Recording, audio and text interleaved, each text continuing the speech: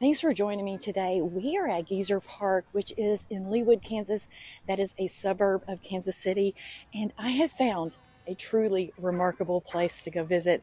I love finding parks that have history and architectural elements, really cool stuff to see, and I think I have found that today.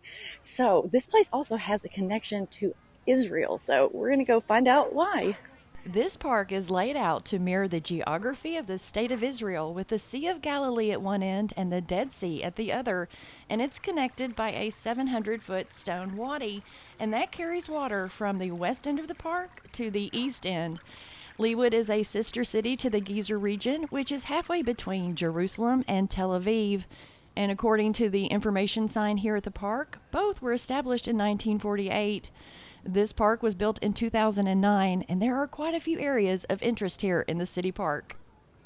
At the west end is a small pond that represents the Sea of Galilee, and it dumps into a wadi, which is a stone-lined channel that moves water through after a rainstorm. The Gezer region is very arid, and they only receive rainfall every few years. The bottom of a wadi is covered in sand and coarse rocks, and the sides may be steep. In Gezer, depending on where a wadi is located, it may be covered or lined with scrubby brush or small trees, or it may be bare. Classically, the soil in a wadi is very hard, which is what makes them dangerous in the rainy season. This wadi here at Gezer Park represents the Jordan River that flows from the Sea of Galilee down to the Dead Sea, which is what this large pond represents. I'm going to let you guys in on a little secret. How do I find all these really cool places that I go to on this channel? Well, a lot of it is internet research, but I also have this fantastic app that I love, and this is not a sponsored video at all. I just love and use this app constantly. It's called Adventure Lab, and when you download it and you bring it up, there's a map, and all those green dots, those are adventures around you, and that's how I found Gezer Park. And so you just click on it, and right down here, this is Welcome to Gezer. So we're just going to click on that, and then it will take you on a guided tour of this park, and it will show you all of the really cool and interesting things that are here. So we're going to use this today, and we're going to go check stuff out. We are now in an area marked Archaeological Dig Site, and I gotta say, I was hoping for something a little bit more than a children's sand pit, but that's okay because this area replicates the Tel Gezer Archaeological Dig Site, and it was first discovered in the central region of Israel in 1870. Tel Gezer was a prominent fortified city-state in the Middle Bronze Age.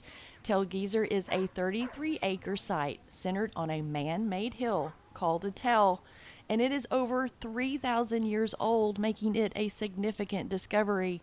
It's been excavated many times, producing a number of archaeological finds, and these include the Gezer calendar, along with items of pottery, silver pieces, and fossils. They also unearthed a complex water system that is the largest and oldest water system in the ancient Near East. The water system is comprised of a keyhole-shaped entrance measuring 26 feet high and 15 feet wide, and a long shaft stretches down to a basin for water collection. Archaeologists have removed more than 550 tons of mud and are currently at a depth of about 145 feet. They're unsure how deep the basin goes, and they also don't know when this water system was built. Excavations are ongoing. Of all the areas that we visited today, this is by far my favorite. This is the Harvest Tablet, and it is a replica of the famous Gezer calendar.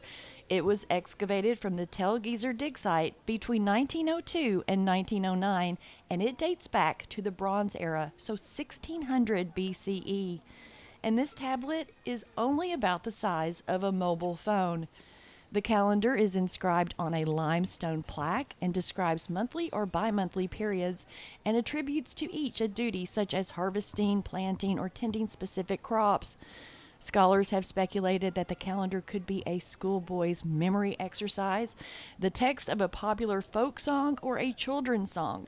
Scholars are divided as to whether the language is Phoenician or Hebrew, and whether the script is Phoenician or Paleo-Hebrew. The real Gezer calendar is currently on display at the Museum of the Ancient Orient, a Turkish archaeological museum. All right, well, that is it for our trip here to Gezer Park. I hope that you enjoyed yourself. I hope you learned something. I certainly did. I learned something about Israel that I didn't even know about.